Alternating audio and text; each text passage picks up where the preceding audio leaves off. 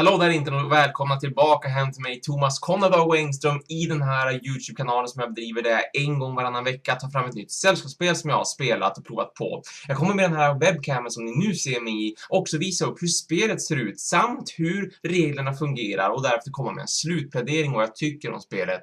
Först och främst ska vi dock introducera vad veckans spel faktiskt är, och namnet på spelet är Strike of the Eagle från 2011, från förra hösten. Egentligen så kommer det här spelet faktiskt från 2009 och hette då The Eagle and the Star, men har alltså nu förra året blivit översatt på engelska. Det här är en del av The Fog of War-serien som handlar om gömd information och att försöka överlista sin motståndare och lura den att tro vad man gör när man egentligen gör någonting helt annat. Och det här spelet tar då plats 1919 till 1920 när det Polsk-sovjetiska kriget skedde, strax efter att det första världskriget hade avslutats, när Sovjet plötsligt får för sig att invadera Polen. Och det är då det som det här spelet handlar om. Ena sidan tar polska styrkorna, men den andra sidan tar de sovjetiska styrkorna, och hur det här fungerar och ser ut, det ska ni få se här och nu.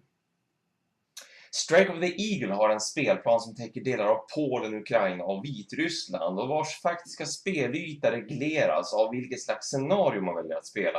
Alla knutna till olika händelser under det Polsk-sovjetiska kriget, och som bestämmer vad de två krigande sidorna börjar med för förutsättningar i form av trupper, vem som har initiativet i spelet, hur länge kriget ska pågå och vem som innehar ett eller flera segerpoäng redan vid utgångspunkten. Segerpoängen är sedan det som avgör vem som har vunnit spelomgången när man väl har tagit sig igenom det förutbestämda antalet spelrundor. På en spelrunda så kommer spelarna att få gå igenom 5 stycken manövreringsfaser där det gäller att överlista sin motståndare lika mycket som att trycka tillbaka dennes trupper och vinna de strider som man påbörjar. Genom att placera ut sådana här olika ordermarkörer av olika slag, vilka låter ens trupper göra allt från att marschera ut i strid till att omgruppera sig eller inta försvarsinställningar, så fattar spelarna sina beslut om vartannat i största hemlighet. De markörerna alla ser likadana ut på sina respektive baksidor, och på så vis kan motståndaren aldrig vara riktigt säker på var fiendens nästa drag eller motdrag egentligen blir. Detta i kombination med hur informationen om hur varje stark spelpjäs eller trupp också hålls dold för sin motspelare tillför spelet lika mycket spänning som noggrant strategiskt tänkande.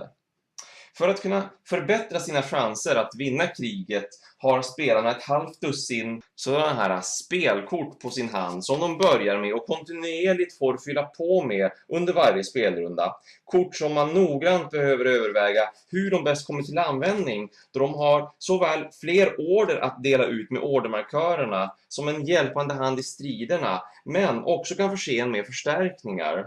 Beroende på omständigheterna kan de också spelas ut vid speciella tillfällen, vilket står tryckt på kortet för att då ge ena sidan plötsliga förmåner eller bara rent stjälpa för motståndaren. När en drabbning i spelet sker så är det antalet svarta eller vita fyrkanter eller kuber på varje spelpjäs som talar om hur pass stark varje enskild trupp är. Och för att kunna orsaka någon skada på motståndarens armé så gäller det att uppnå så många styrkepoäng totalt att det gör en skillnad på den här stridstabellen som spelet använder sig utav. Och antalet förluster räknas ut efter detta. En slutsiffra som kan påverkas åt båda hållen av såväl ordermarkörer som spelkort. När striden är över så får förloraren bokstavligt talat gå hemåt, medan vinnaren däremot står kvar. Och beroende på hur pass stort det nederlaget blev så kan detta komma att gynna vinnaren i såväl segerpoäng som ett ökat initiativ på antingen nordfronten eller sydfronten av spelplanen. Vilket gäller för resten av spelet, medan förloraren däremot kommer att få det svårare att bestämma vilken sida som först ska fatta sina beslut i kommande spelrundor. Det här var en väldigt snabb överblick av Strike of the Eagle, vars spelmekanik och funktioner jag nu kommer att gå in lite mer i detalj på. Men för dem av er som nöjer sig med det här och hellre vill lyssna till vad jag tycker om spelet så går det bra att hoppa fram till min slutplädering. Och det känns som att jag ska börja med att prata om ordermarkörerna och spelets trupper. Trupperna de kommer egentligen i 2 olika typer. Det finns ett infanteri som har svarta kuber på sig och det finns ett kavalleri som har vita kuber på sig. Och den stora skillnaden på de här 2, det är hur pass långt de får gå bara. Medan kuberna som sagt talar om hur pass stark en trupp för tillfället är. Från 1 till 4. Med de här röda marscheringsmarkörerna så kan man tvinga en trupp att antingen flytta ut från ett område eller in till ett område, och då får man gå ett steg längre än vad som annars är tillåtet, vilket vanligtvis annars görs med de här vanliga förflyttningsmarkörerna som är lite blåa till tonen, men som annars ser väldigt snarlika ut. Förflyttningar, det sker längs med vägarna på områdena och även tågrälsen, vilket som egentligen. Men med den här speciella tågtransportmarkören så får man förflytta alla berörda trupper i det området upp till 8 områden vardera, dock endast längs med just järnvägen i det fallet då. Det går även att flytta ut trupper från ett område med på den här reträttmarkören som tillåter att trupper som blir anfallna faktiskt får slå till reträtt på direkten utan att någon strids inleds. Där den enda uppoffringen då blir hur någon av de involverade trupperna i området måste rotera för en sån här kubmarkering åt med solshåll för att då förlora 1 i styrka på sig. Skulle det för övrigt någonsin bli så då att man måste rotera en kub så att den går från en styrkeplupp till inga kuber alls, då har den truppen stupat och tas bort från spelet helt och hållet. Ett sätt att försöka stärka sina trupper, det kan vara genom den här omgrupperingsmarkören som tillåter att en av träkuberna i det området får rotera åt mot solshåll och således alltså öka sin styrka med en kub. Risken med att spela den här ordmarkören ligger dock i hur ett anfall i det området tillfälligt istället halverar truppens styrka under den striden som då följer. Annars om det är så att man verkligen känner sig hotad någonstans och man är säker på att ett anfall är på gång, eller om man bara vill förbättra oddsen där, så är den här försvarsmarkören perfekt att spela i området.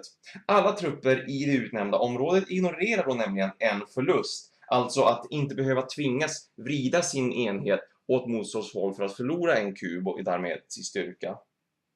Samt har även effekten att man tar bort en flankering. Och att flankera, det sker förstås när man anfaller från flera håll, vilket i det här spelet vill säga att man kommer in i ett område från fler än en anknuten väg som går in i området. Vissa av de här områdena på kartan, de har rent utav befästningar runt om sig som då kan skydda flankerna och förse området med en defensiv bonus. Det finns även sådana här garnisoner eller fort som man också kan få bygga upp i just nyckelstäderna som också hjälper till att förse med en defensiv bonus vid en strid. Slutligen så har vi en sista ordmarkör att beröra, och den här är då scoutmarkören som låter den titta på hur starka trupper som egentligen gömmer sig bakom en sådan här träkub. Scoutmarkören, det är den enda ordmarkören som spelarna är tvungna att spela ut åtminstone en av när man lägger ut sina ordmarkörer. Och det totala antalet ordmarkörer som man faktiskt får placera ut, de är för varje ny manövreringsfas 2 till grunden. Men det här kan förbättras genom att man väljer ut något av sina spelkort och då väljer den övre vänstra siffran, den blåa alltså, till att få så många extra ordmarkörer som man kan placera. Och det får man alltså spela i början av varje ny orderfas. Och som sagt, en spelrunda har 5 orderfaser. Fler trupper kan man få in i slutet av en spelrunda efter de 5 manövreringsfaserna genom att i första hand spendera sådana här förstärkningskuber som man får in i spelet genom att spela sina spelkort som just förstärkningar istället för någonting annat. Varpå man då alltså går på de här listade kuberna längst ner på varje kort och plockar åt sig det som finns avbildat här. De här kuberna, de kan sedan antingen användas till att rotera upp styrkan på redan existerande trupper, eller så får man in helt nya trupper in i spelet. Och styrkan på kuberna, det är ju förstås det som är avgörande i strider. Spelarna får till en början av en strid börja med att spela de kort som det faktiskt står battle på, för att användas ut av kortets då skrivna effekt under striden. Därefter måste man också spela ytterligare ett kort för att öka styrkevärdet på de inblandade trupperna, alltså antalet svarta eller vita då kuber på varje trupp, beroende på en infanteri eller ett kavalleri. Och då ökar man den med den här röda siffran som finns i det övre högra hörnet på varje spelkort. Här kan man dock välja att istället för att ta ett kort från sin hand så kan man dra ett kort från sin kortlek dolt utan att veta vad det är för någonting. Men kort som spelas direkt från ens hand har den fördelen att attackvärdet ökar med 1. Skulle man spela en 2 skulle det istället bli en 3 med andra ord. Därefter så räknar man då ihop sin totala styrkepoäng för vardera sida och läser av på den här stridstabellen hur pass hög attackstyrka man kommer upp i totalt och vad resultatet blir i antal förluster. Alltså så många steg eller poäng som motspelaren tvingas rotera sina kuber som var med i en strid. Och på så vis då försvaga de enheterna.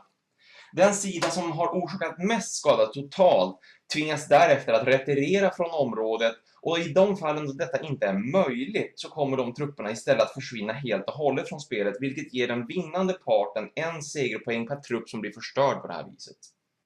Avslutningsvis så vill jag bara visa på det här medföljande arket där man håller koll på segerpoäng, vilken fas man befinner sig i och vem som egentligen har initiativet i de manövreringsfaserna. Här uppe ser ni segerpoängen som räknas, och det här görs på ett väldigt speciellt sätt i Strike of the Eagle. Endera Polen eller Sovjet kommer att påbörja varje nytt spelscenario med ett x antal sådana här poäng. Vanligtvis antingen 1 eller 2 som man börjar med. När motspelaren sedan faktiskt vinner poäng, då tappar istället den ledande sidan sina poäng. Skulle det då bli så att den här poängmarkören hamnar här på 1:an och motspelaren får ytterligare poäng, ja då vänder man på markören och plötsligt är det då den andra spelaren som börjar få segerpoäng istället. Så för att ge ett billigt exempel, alltså om Polen skulle ligga här på 2 segerpoäng och Ryssland eller Sovjet plötsligt skulle ta 3 poäng, då blir det då 1 poäng, 2 poäng, 3 poäng som Sovjet nu har fått, och plötsligt är det Sovjet som istället har poäng på segerpoängstabellen. Vidare så håller det här arket också reda på vilken fas och spelrunda som man håller på att genomföra med hjälp av den här röda lilla tidssymbolen eller markören.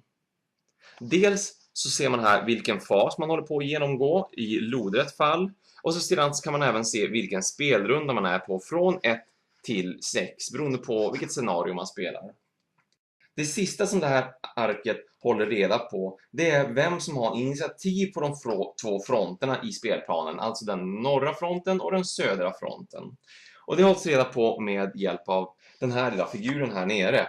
Även den här räknas på precis samma sätt som segerpoängen, så att de här markörerna som man kommer att lägga ovanpå den här, till en början så justeras de uppåt, men så fort man kommer ner till 1:an på någon av de här och motspelaren faktiskt har fått en initiativpoäng, ja då vänder man på spelbrickan för att visa på att nu är det den spelaren eller den sidan som har fått övertaget om initiativet på antingen norra fronten eller södra fronten. Och initiativ, det gör att man har lite mer kontroll över spelet, alltså vem som först ska placera sina ordermarkörer samt även visa upp dessa när man går igenom alla.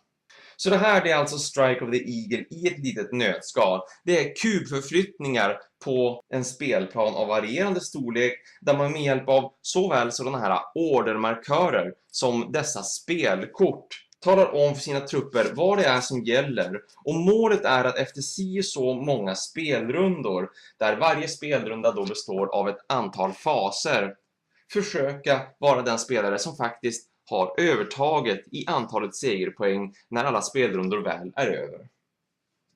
Ja, och det var då en enkel förklaring av Strike of the Eagle, det här väldigt krigstunga strategispelet. Och jag har ju inte recenserat några sådana här spel sedan tidigare egentligen. De gånger jag har haft ett strategispel eller ett krigsspel så har det varit med kanske ett science fiction-tema eller något fantasy-tema. Och där var det väldigt kul att få ta något spel som är historiskt korrekt också. Det här är något som jag kommer att börja göra mer av för er som är wargame-fanatiker eller fans och som har saknat det här, så kan jag lova er att ni kommer att få se mer av just spel som Strike of the Eagle. Och Strike of the Eagle var ett spel som jag tyckte om väldigt mycket, dels för att jag kände att det var ett bra sätt att bli introducerad till den här typen av spel på. Det är ju faktiskt inte så himla krångliga regler i det här spelet. Det är inte så himla mycket att hålla reda på. Visst, man har några olika orders som det gäller att komma ihåg vad de gör för någonting. Och sen gäller det även att hålla koll på i vilken ordning man får utföra allting. Det är väl det som kan vara lite så här komplicerat till en början. I synnerhet just ordningen, vem som utför vilka order när och sådär. För det har en viss betydelse. Men det var ett jättetrevligt spel att få spela och jag är väldigt glad att jag fått göra bekantskapen med Strike of the Eagle, för det finns mycket som jag tycker om med det här spelet.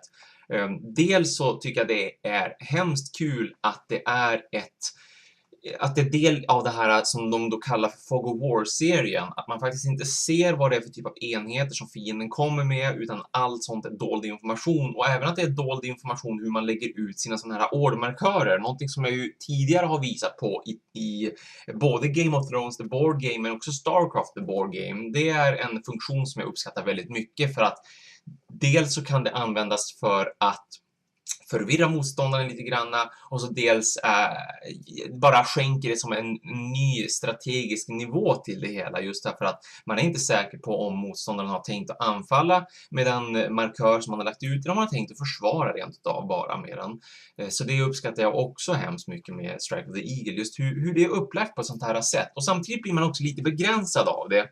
Dels så betyder det att de beslut man fattar och de order man lägger ut har som större betydelse. Men dels också att det begränsar ens spel lite grann. Det blir inte fullt lika överväldigande, tycker jag, när man gör på det här viset också. För att Wargames överlag tycker jag kan ju vara lite skrämmande bara man ser på spelplanen vanligtvis, så räcker det liksom med att se alla de här enheterna som står utplacerade, och så ska man försöka ha koll på allt det där och förflytta dem samtidigt, och det brukar vara väldigt mycket regeltragglande. Här är det ett väldigt enkelt spel ändå, och just att man sätter den här begränsningen också på antalet spelrundor man spelar och att faserna är väldigt klara och tydliga. Även om det som sagt är mycket att hålla reda på i varje fas ändå, man tar i rätt ordning. Så det kändes väldigt bekvämt ändå att spela det här spelet.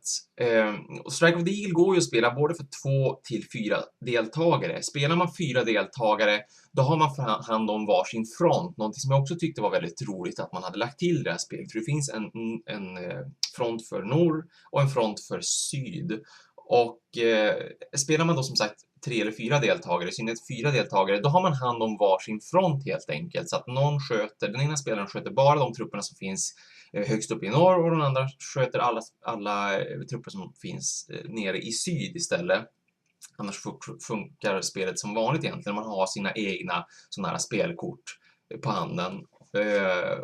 Men jag testade att vara 4 stycken spelare, och även om det var en trevlig upplevelse fortfarande, och jag tror att man kan ha rätt kul tillsammans när man spelar sånt här, men man ska vara lite mera kanske insatta och inbitna. I synnerhet så måste man ha lite bättre koll på reglerna, för det blir ändå dels blir det lite tungdrivet när man har så mycket man ska göra på varsin sida så att säga. Dels så, åtminstone i det här i Strike of the Eagle, så kändes det inte som att man riktigt hade någon allians sinsemellan, utan det var lite grann som att man slogs verkligen på 2 helt olika fronter. Alltså det var 2 helt separata strider. Det skedde inte så mycket interaktion mellan spelarna, utan det mer att det saktade ner spelet, tycker jag. Jag tror att Strike of the Eagle är roligare att spela på just 2 spelare, för att det går lite snabbare och man kan lättare fatta alla besluten som ska fattas.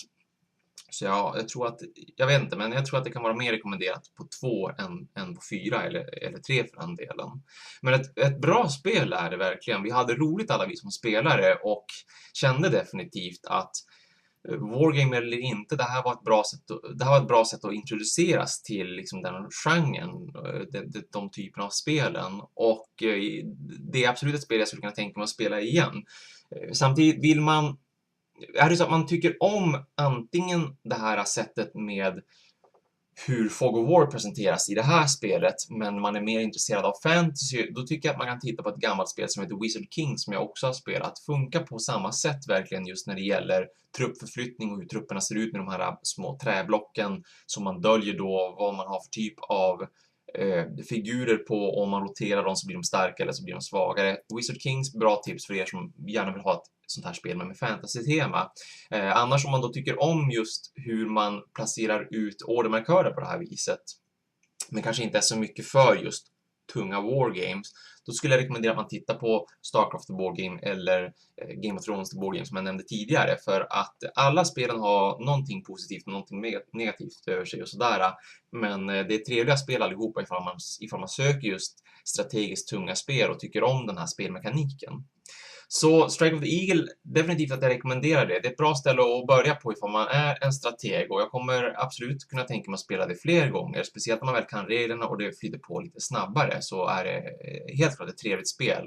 Kan verka lite rörigt till en början, men det är ändå inte, och det är väldigt kul just hur man kan, dels hur man får sätta griller i huvudet på sin motståndare i och med att den inte vet vad man gör för någonting. Och så sedan är det väldigt smart det här med spelkorten som finns med i spelet och som kan spelas på så otroligt många olika sätt. Det känns som att man har aldrig tillräckligt många kort, och man ångrar alltid hela tiden saker som man har gjort, hur man har spelat ut ett kort. Lätt att hämta ånger i efterhand att man inte använder ett spelkort som man hade i en strid, att man istället använder det för att få fler ordermarkörer att lägga ut. Väldigt kul i alla fall att spela det här. Vill man få ta på Strike of the Eagle till ett extra generöst pris just nu, så då kan man höra av sig till worldofboardgames.com, där jag då har fått det här spelet ifrån, vilket jag tackar så hemskt mycket för. De kör nu en kampanj på det här spelet fram till dess att jag recenserar nästa spel. Så under 2 veckors tid nu, under 2 veckors tid framöver så får ni 10% rabatt om ni köper Strike of the Eagle från just World of Board Games. Nämn bara att ni har sett den här recensionen med mig, Conradargo Recenserar, så kommer det att dras där innan eran order betalas och skickas iväg. Det var det jag hade att säga för den här gången. Tack så hemskt mycket till alla som tittar, som prenumererar, som är med i min Facebookgrupp. Så ses vi snart igen. Om 2 veckor till så är det ett nytt Conradargo Recenserar. Jag hoppas ni vill följa med mig på en ny resa då. Tack så mycket för mig och farväl tillsammans.